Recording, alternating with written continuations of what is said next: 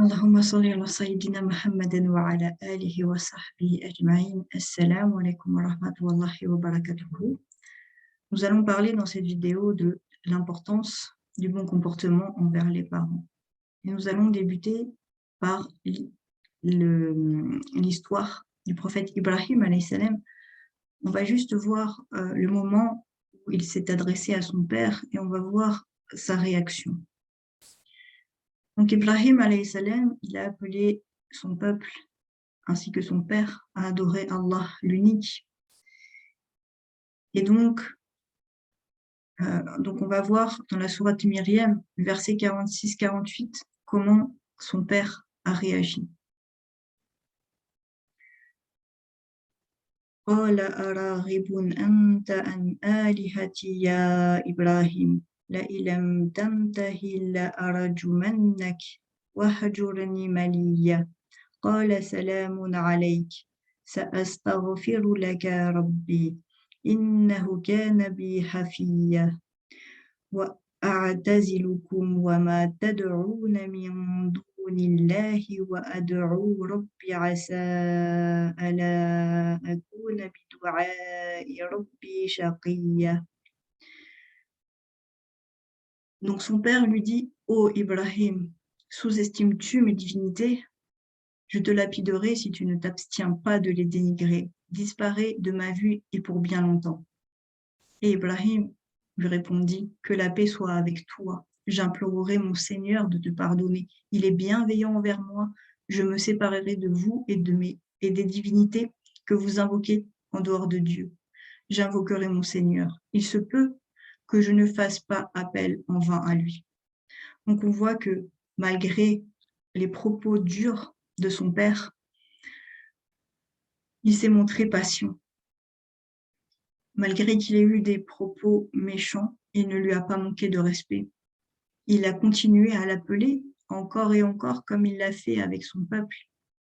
Et donc là, on peut voir, et ça doit nous rappeler l'importance du bon comportement envers les parents. Que nous soyons enfants ou adultes, il faut toujours bien se comporter envers nos parents, quoi qu'ils aient fait envers nous, malgré parfois qu'ils aient commis des injustices, des erreurs. Il faut apprendre à pardonner et bien se comporter envers eux.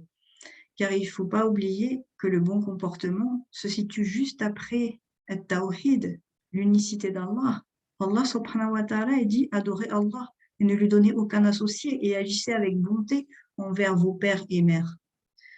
L'ingratitude envers les parents fait partie des péchés majeurs et c'est l'un des péchés majeurs les plus graves.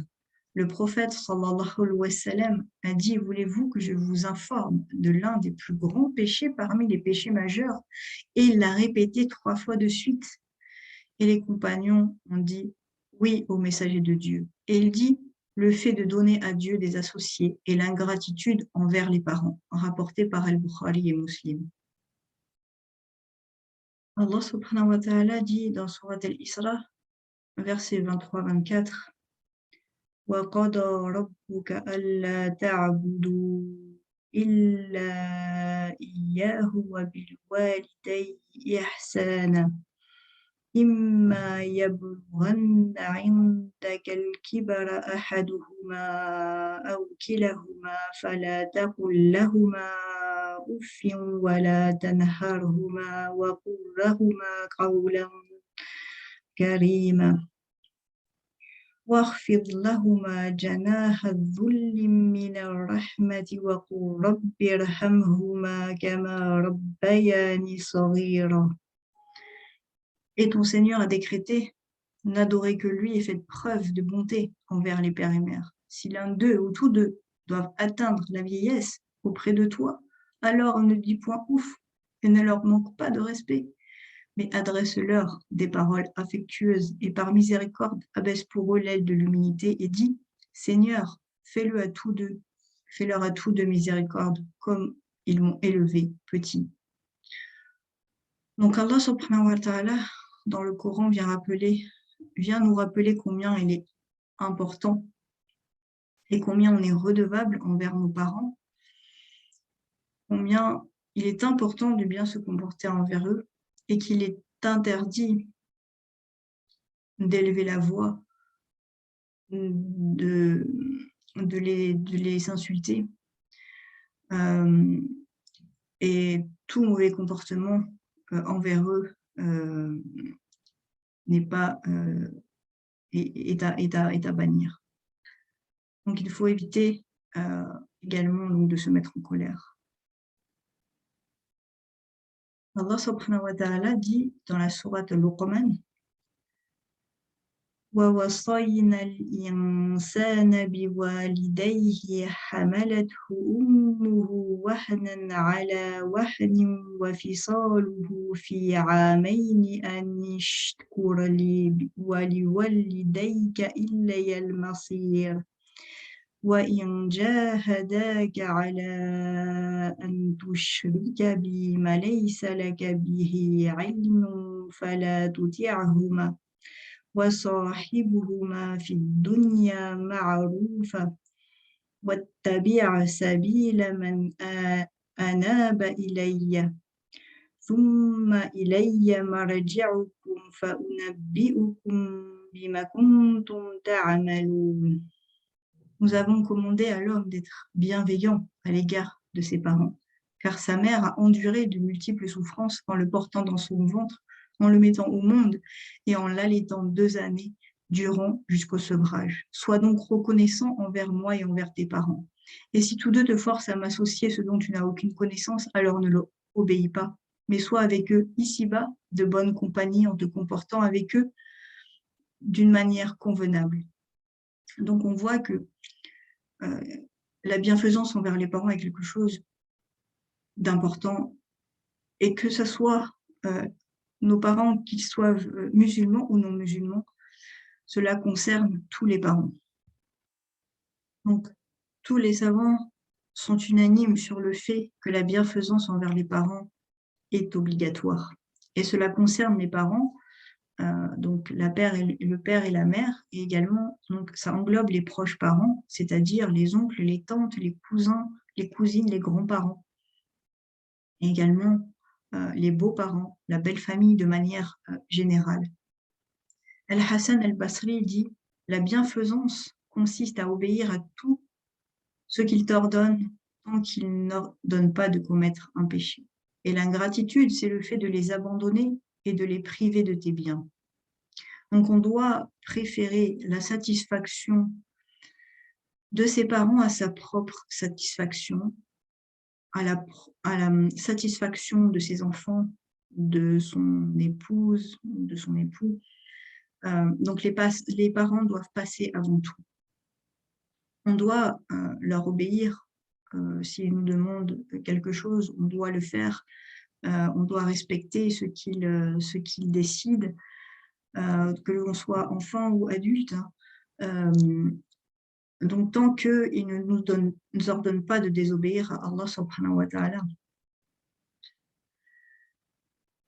Celui qui est bienfaisant envers ses parents, Allah subhanahu wa ta'ala, il accepte ses bonnes œuvres et il pardonne ses péchés. Donc il n'y a pas de bienfaiteur après Allah subhanahu wa ta'ala aussi important que les parents.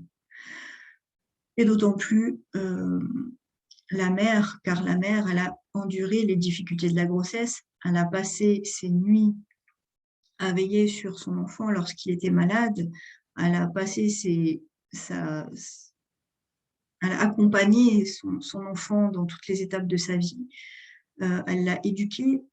Également, le père, il a éduqué les enfants et il a travaillé pour subvenir à leurs besoins. Mais la mère est d'autant plus importante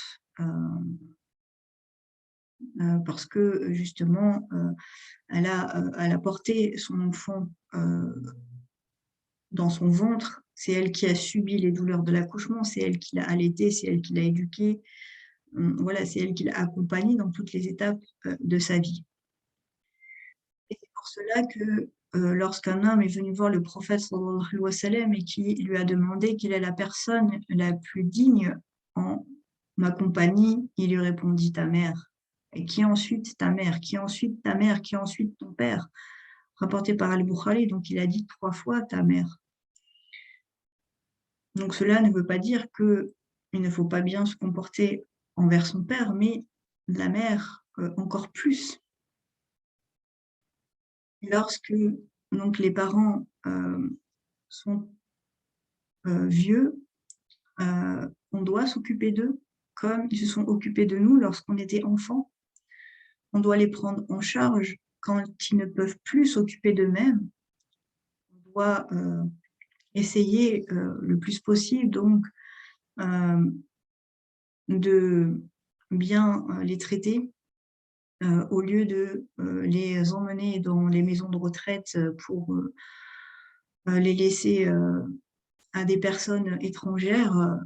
Il faut les accueillir chez soi et quelles que soient les tensions qu'il peut y avoir entre les parents et les enfants. Les parents ont patienté durant notre adolescence, quand on était en conflit avec eux, eh bien, on doit également patienter quand ils sont en colère, quand ils se comportent mal envers nous, comme eux, ils ont patienté. Hichem ibn Hassan a dit: je dis à Al-Hassan que j'apprenais le Coran et que ma mère m'attendait avec le dîner. Et Al-Hassan dit: je préférerais que tu dînes avec ta mère et que cela lui procure de la joie plutôt que tu accomplisses un pèlerinage surrogatoire.